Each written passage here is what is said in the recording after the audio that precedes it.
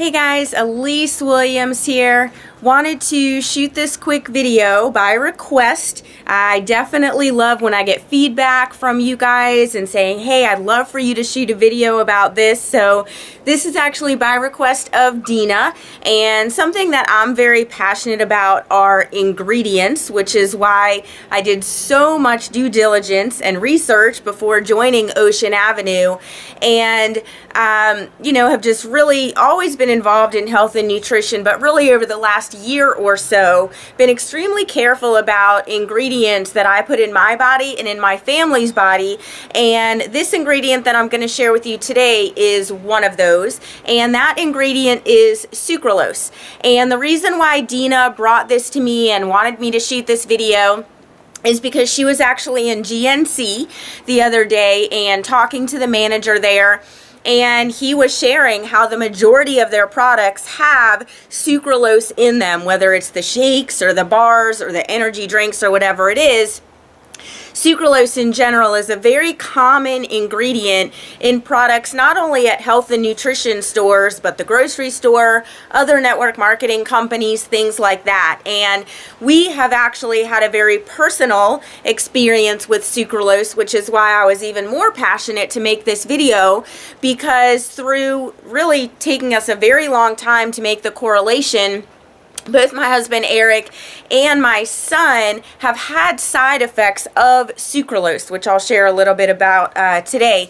And some of those side effects that people suffer from, which are very common side effects. So like us, it took us a while to really make the correlation. So things like gastrointestinal problems, seizures, dizziness, migraines, blurred vision, allergic reactions, blood sugar increases, weight gain, and it's found quite a bit in weight loss or diet or fat-free products, intestinal cramping, rashes, acne, bloating, chest pain, and bleeding gums. So all of those are side effects or adverse reactions directly correlated to sucralose. So let's talk about a little just what the ingredient is, where it came from, and why you want to be very careful about putting it in your body. And here's the deal, you guys. You know I'm all about just helping you to become aware, helping you to create a shift, helping you to change your perspective.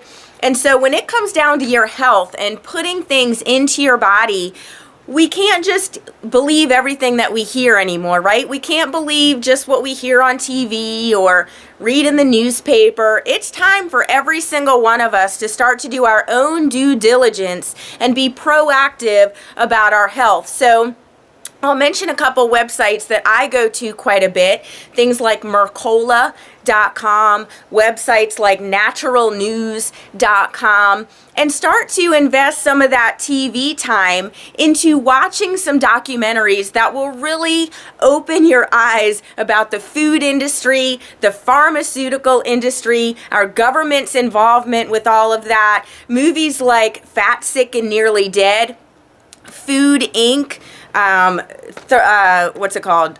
Super Size Me. I left my notes in the other room.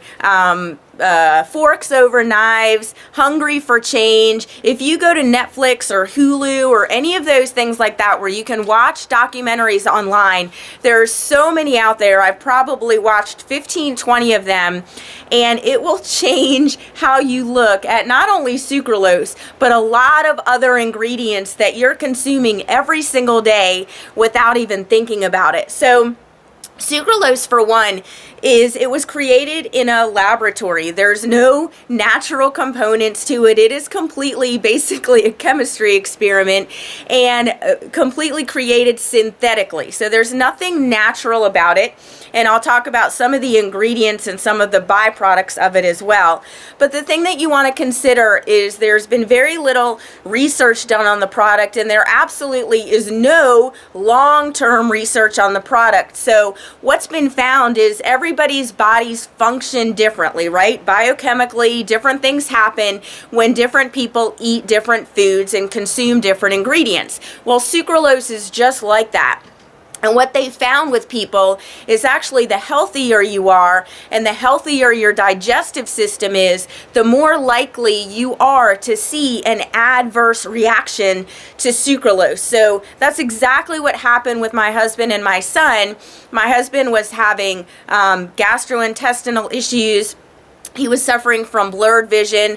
My son, there was a couple week period where he was consuming this sucralose at a higher level than normal, and I was getting a call every day or every other day with severe migraine headaches. And my son has never had a migraine headache before.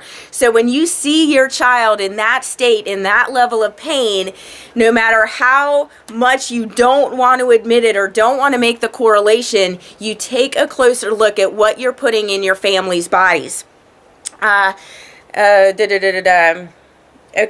and again, you know, it's going to affect people differently. So a lot of people, they'll think, well, these are pretty general reactions, you know, headaches and intestinal issues and things like that. So don't play it off yourself, and don't allow other people to play it off. I know I did it for a long time.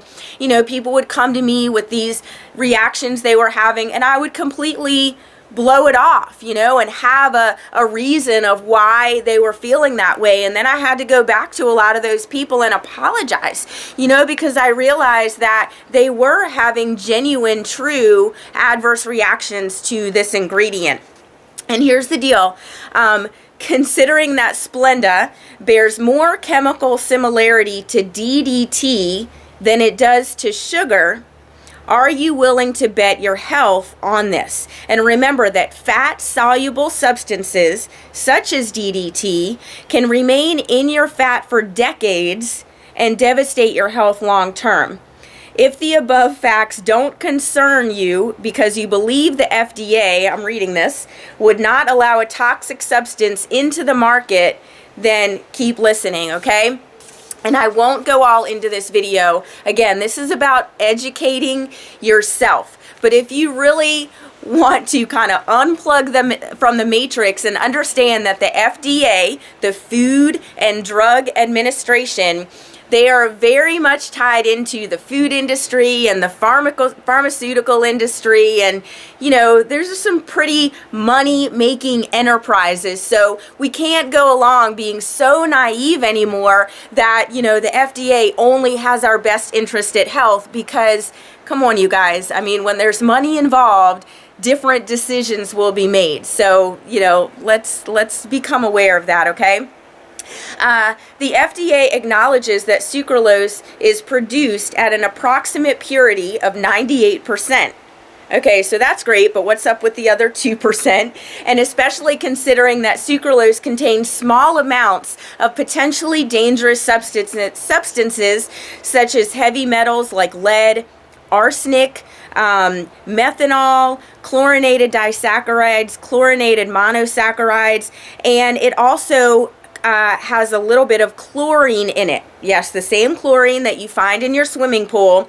And just like chlorine kills off microorganisms in your pool, that's what it's doing in your gut, in your intestines. And when you kill off that healthy bacteria, that leads to all sorts of health issues that, again, we're not typically making a correlation.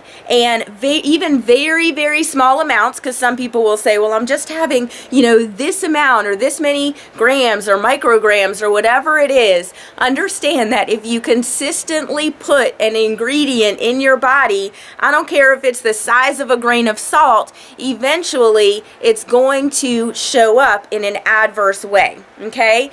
And this even shows that even very, very small amounts of sucralose are hepatotoxic and nephrotoxic, meaning that it causes damage to the liver and the kidneys, okay?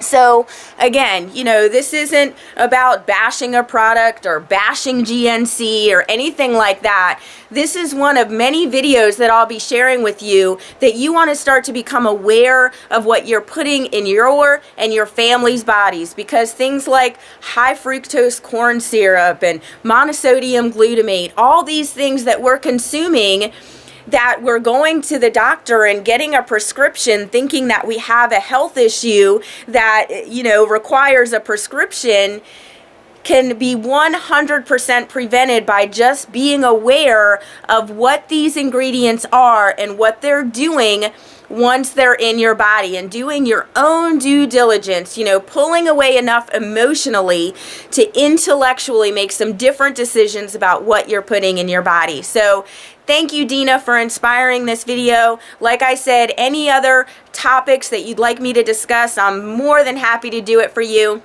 If you haven't subscribed to this channel yet, make sure to go ahead and do that now. Thanks for listening. Hopefully you learned something. Lots more where this came from. Talk to you soon.